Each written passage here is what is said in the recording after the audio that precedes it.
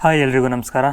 ನೋಡಿದವರು ಏನಂತಾರೆ, ನವೀನ್ ಶಂಕರ್, ಪದ್ಮಾವತಿ ರಾವ್, ಸ್ಪಂದನಾ ಪ್ರಸಾದ್, ಶ್ವೇತಾ ಶ್ರೀನಿವಾಸ್, ಅಪೂರ್ವ ಭಾರದ್ವಾಜ್ ಆ್ಯಕ್ಟ್ ಮಾಡಿರೋಂಥ ಸಿನಿಮಾ ಹಾಗೂ ಕುಲ್ದೀಪ್ ಕಾರ್ಯಪ್ಪ ಅವರು ನಿರ್ದೇಶನ ಮಾಡಿರೋಂಥ ಸಿನಿಮಾ. ಪದ್ಮಾವತಿ ರಾವ್ ಅಂದರೆ 1981ರಲ್ಲಿ ಬಿಡುಗಡೆಯಾಗಿದ್ದ ಶಂಕರ್ ನಾಗ್ ಅವರ ಗೀತಾ ಸಿನಿಮಾದ ಹೀರೋಯಿನ್. ಜೊತೆಯಲ್ಲಿ ಹಾಗೂ ಕೇಳದೆ ನಿಮಗೆ ಈಗ ಹಾಡುಗಳಲ್ಲಿ ಬರ್ತಾರಲ್ಲ ಅವರೇ. ಇದನ್ನು ಸುಮ್ಮನೆ ನಿಮ್ಮ ಇನ್ಫಾರ್ಮೇಷನ್ಗೆ ಅಂತ ಹೇಳಿದೆ, ಯಾಕಂದರೆ ತುಂಬ ಜನರಿಗೆ ಇವರನ್ನು ಎಲ್ಲೋ ನೋಡಿದಿನಲ್ಲ ಅಂತ ಅನಿಸಿರುತ್ತೆ. ಈಗ ಸಿನಿಮಾದ ವಿಚಾರಕ್ಕೆ ಬರೋಣ. ಅದಕ್ಕಿಂತ ಮುಂಚೆ ನೀವೇನಾದರೂ ಮೊದಲನೇ ಸಲ ನನ್ನ ವಿಡಿಯೋ ನೋಡ್ತಾ ಇದ್ದರೆ ದಯವಿಟ್ಟು ಚಾನಲ್ನ ಸಬ್ಸ್ಕ್ರೈಬ್ ಮಾಡ್ಕೊಳ್ಳಿ ಹಾಗೂ ಬೆಲ್ ಐಕಾನ್ ಒತ್ತಿ. ಜೀವನದಲ್ಲಿ ಹೆಣ್ಣಿನಿಂದ ಮೋಸ ಹೋಗಿರೋ ಹುಡುಗ ಬೆಂಗಳೂರಿನ IT ಕಂಪನಿಯಲ್ಲಿ ವೆಬ್ ಡಿಸೈನರ್ ಆಗಿ ಕೆಲಸ ಮಾಡ್ತಾಯಿದ್ರು. ಡಿಪ್ರೆಷನ್ಗೆ ಹೋಗಿ ಕೆಲಸ ಬಿಟ್ಟು ಅಲೆಮಾರಿ ಥರ ಹೊರಟು ತನ್ನನ್ನು ತಾನು ಕಂಡುಕೊಳ್ಳೋಕ್ಕೆ ಹಾಗೂ ತಾನೊಬ್ಬ ರೈಟರ್ ಆಗಬೇಕು ಅಂತ ಹೊರಡೋ ಕತೆ. ಹೀಗೆ ಹೊರಟವನ ಜರ್ನಿ ಹೇಗಿತ್ತು ಅನ್ನೋದೇ ಕತೆ. ಇದೊಂದು ವಿಭಿನ್ನ ಕತೆ, ರುಟೀನ್ ಸಿನಿಮಾಗಳಿಗಿಂತ ವಿಭಿನ್ನ. ಈ ಸಿನಿಮಾ ಜೀವನದಲ್ಲಿ ಮೋಸ ಹೋಗಿರೋರಿಗೆ ಕನೆಕ್ಟ್ ಆಗುತ್ತೆ, ಬೆಂಗಳೂರಿನ ಜಂಜಾಟಗಳಿಂದ ಬೇಸತ್ತಿರೋರಿಗೂ ಕನೆಕ್ಟ್ ಆಗುತ್ತೆ.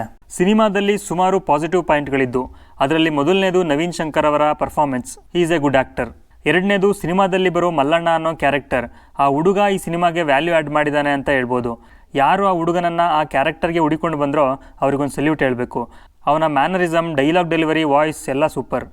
ಮೂರನೇದಾಗಿ ಶೂಟಿಂಗ್ಗೆ ಅಂತ ಆಯ್ಕೆ ಮಾಡ್ಕೊಂಡಿರೋ ಲೊಕೇಶನ್, ಅಲ್ಲಿ ಯೂಸ್ ಮಾಡಿರೋ ಪ್ರಾಪರ್ಟೀಸ್ ಹಾಗೂ ಅದನ್ನೆಲ್ಲ ಒಂದು ಒಳ್ಳೆ ಫ್ರೇಮ್ನಲ್ಲಿ ತೋರಿಸಿರೋ ಸಿನಿಮಾಟೋಗ್ರಫಿ, ಇದೆಲ್ಲ ಕಣ್ಣಿಗೆ ಒಂಥರ ಮಜಾ ಕೊಡ್ತು. ಈ ಥರ ಸಿನಿಮಾಗಳಲ್ಲಿ ಸಾಂಗ್ ಚೆನ್ನಾಗಿರಬೇಕು ಅಂತ ಜನ ಎಕ್ಸ್ಪೆಕ್ಟ್ ಮಾಡ್ತಾರೆ, ಯಾಕಂದರೆ ಫೀಲಿಂಗ್ ಜಾಸ್ತಿ ಇರೋ ಸಿನಿಮಾ ಆಗಿದ್ದರಿಂದ ಸ್ವಲ್ಪ ಎಮೋಷನಲ್ ಸಾಂಗ್ಸ್ ಇದ್ದರೆ ಅವುಗಳನ್ನು ಪದೇ ಪದೇ ಕೇಳ್ಬೋದು ಅಂತ. ಆದರೆ ಸಿಚುವೇಶನ್ಗೆ ಸಾಂಗ್ಗಳು ಸ್ವಲ್ಪ ಮ್ಯಾಚ್ ಆದ್ವೇನೋ, ಆದರೆ ಅಷ್ಟೇನು ಹೇಳ್ಕೊಳ್ಳೋಂಥ ಸಾಂಗ್ಸ್ ಏನು ಇರಲಿಲ್ಲ. ಸೆಕೆಂಡ್ ಹಾಫ್ನಲ್ಲಿ ಅಪೂರ್ವ ಅವರು ಬರ್ತಾರೆ. ಅವರನ್ನು ಗ್ಲಾಮರ್ ಗೊಂಬೆ ಥರ ತೋರಿಸಿದ್ದಾರೆ. ಕಾಮಿಡಿಗೆ ಅಷ್ಟೇನು ಮಹತ್ವ ಕೊಟ್ಟಿಲ್ಲ. ಕೆಲವೊಂದು ಡೈಲಾಗ್ ನಗು ತರಿಸುತ್ತೆ, ಆದರೆ ಇನ್ನೊಂದು ಸ್ವಲ್ಪ ಕಾಮಿಡಿ ಇದ್ದಿದ್ರೆ ಚೆನ್ನಾಗಿರ್ತಿತ್ತೇನೋ. ಸೊ ಫೈನಲ್ಲಿ ಒಂದು ಸಿಂಪಲ್ ಜರ್ನಿ. ಡಿಫ್ರೆಂಟ್ ಸಿನಿಮಾಗಳನ್ನು ಇಷ್ಟಪಡೋರಾದರೆ ನೋಡ್ಬೋದು. ಸಿನಿಮಾದಲ್ಲಿ ಫೈಟ್ಸ್ ಇಲ್ಲ, ಡ್ರಾಮಾ ಇಲ್ಲ.